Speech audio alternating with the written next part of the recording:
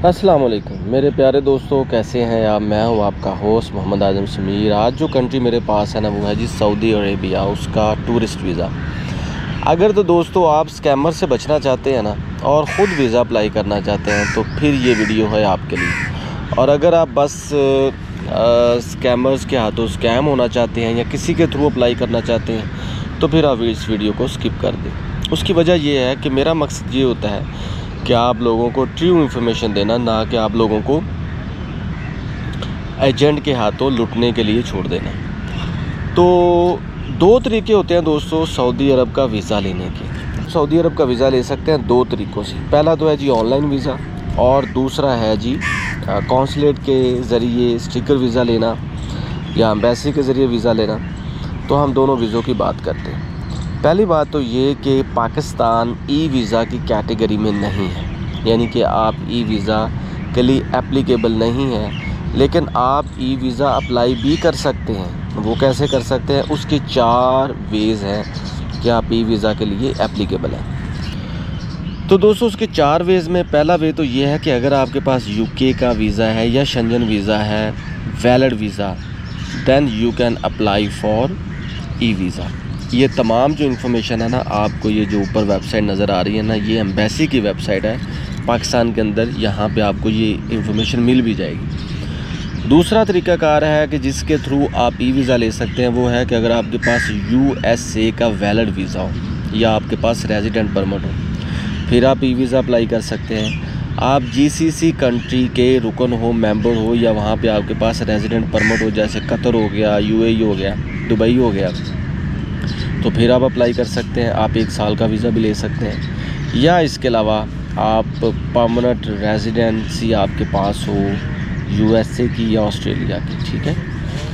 तो ये हैं जी 4 वेज़ जिनके थ्रू आप ई वीज़ा को एप्लीकेबल करते हैं या आप उसके लिए एप्लीकेबल होते हैं। इसके अलावा दोस्तों आपने स्टिकर वीज़ा ही अप्लाई करना होता है, और स्टिकर वीज़ा के लिए भी यही जो वेबसाइट है जो आपको ऊपर नज़र आ रही है, इस पर जब आप करेंगे ना क्लिक, तो वो आपको बता देगा कि उसका तरीक़ेकार क्या है। उसका तरीक़ेकार ये होता है कि पाकिस्तान में कुछ 4 से 5 इनके ऑफिसेज़ हैं जो रिकग्नाइज ऑफिसेज़ हैं फॉर सऊदी अरब के वीज़ाज़ के लिए। एम्बेसी से, कौंसलेट से हट के आप उनके थ्रू स्टिकर वीज़ा ले सकते हैं। इसकी वीज़ा फ़ी 34 से 35 हज़ार होती है और आपको 1 हफ़्ते के अंदर अंदर वीज़ा भी मिल जाता है। लेकिन मैं आपको ये रेकमेंड करूँगा कि आप ई वीज़ा अप्लाई करें, लेकिन ई वीज़ा की एप्लीकेबल होने के लिए आपके पास वो 4 शर्तें होना ज़रूरी है। उसकी वीज़ा फ़ी भी इतनी है। ये सिंगल एंट्री की बात कर रहा हूँ। मैं आपको डायरेक्ट इस एम्बेसी की पोर्टल पे भी लेके जा रहा हूँ ताकि आपको ख़ुद पता हो कि इसका टूरिस्ट वीज़ा कैसे अप्लाई करना है। ये है जी मेरे पास वेबसाइट जो खुल गई है, एम्बेसी ऑफ सऊदी अरेबिया। उसका एड्रेस दिया हुआ है। फ़ोन, आप इन फ़ोन नंबर्स पे भी रब्ता करके तमाम इन्फॉर्मेशन ले सकते हैं। उर्दू में भी बात कर सकते हैं, अरबी में भी कर सकते हैं, इंग्लिश में भी कर सकते हैं, और ईमेल भी कर सकते हैं। ईमेल करके भी आप तमाम इन्फॉर्मेशन को इकट्ठा कर सकते हैं, ठीक है। आप इनके जब मेन मेन्यू पे जाएंगे तो एम्बेसी पे जाके क्लिक करेंगे, ठीक है। उसके बाद जी आप यहाँ पे कोई भी एम्बेसी, फॉर एग्ज़ाम्पल कराची हम ओपन कर लेते हैं, ठीक है।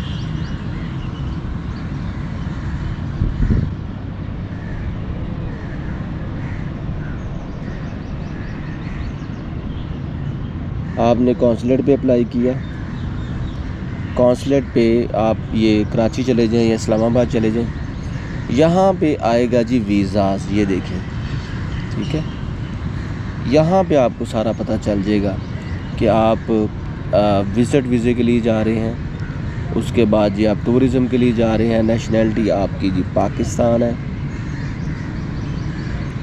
वो आपने पाकिस्तान लिख लिया।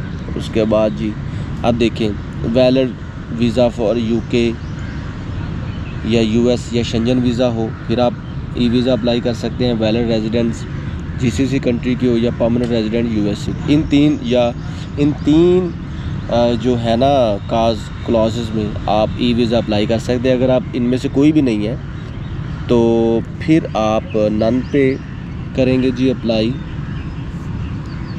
और उसके बाद जब आप अपनी एलिजिबिलिटी देखेंगे ना तो वो कहेगा कि ये ऑफिस हैं जिनके थ्रू आप अप्लाई कर सकते हैं। ये देखिए, इस्लामाबाद में भी है, पेशावर में भी है, कराची में भी है, कोयटा में भी है, लाहौर में भी है। तो दोस्तों इन ऑफिस के थ्रू ही आप अप्लाई कर सकते हैं, फिर उसका प्रोसेस कुछ और होगा। लेकिन मेरी रेकमेंडेशन में यही है कि आप ई वीज़ा अप्लाई करें, वो सबसे ही आसान भी होता है और उसमें रिजेक्शन के चांसेस बिल्कुल ही कम होते हैं। आपका पासपोर्ट होना चाहिए, आपके पास इनफ मनी होनी चाहिए, आपके पास होटल बुकिंग होनी चाहिए या इनविटेशन लेटर होना चाहिए। वहाँ पे अगर कोई आपका दोस्त है तो वो आपको इनविटेशन लेटर भेज दे, वो ज़्यादा बेटर है, उसका एड्रेस और उसका लेटर। इसके अलावा आपके पास बैंक स्टेटमेंट हो, आपके पास तस्वीरें हो, आपके पास वैलिड पासपोर्ट हो, यही डॉक्यूमेंट्स हैं। जब आप इन तमाम के साथ एम्बेसी में जाएंगे, कौंसलेट में जाएंगे तो आपको वीज़ा मिल जाएगा। और इन्हीं डॉक्यूमेंट्स को जब आप वहाँ पे अपलोड करेंगे वीज़ा पे तो आपको फिर भी वीज़ा मिल जाएगा। 3 दिन लगेंगे मैक्सिमम, 3 से 5 दिन ई वीज़ा में और 5 से 7 दिन लगेंगे स्टिकर वीज़ा में। तो ये 3 माह का वीज़ा होता है, 90 दिन तक का वीज़ा होता है। यू कैन एन्जॉय दे।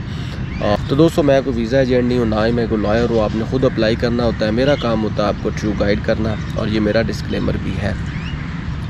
तो मुझे इजाज़त दें, दुआ में याद रखें। Thank you so much.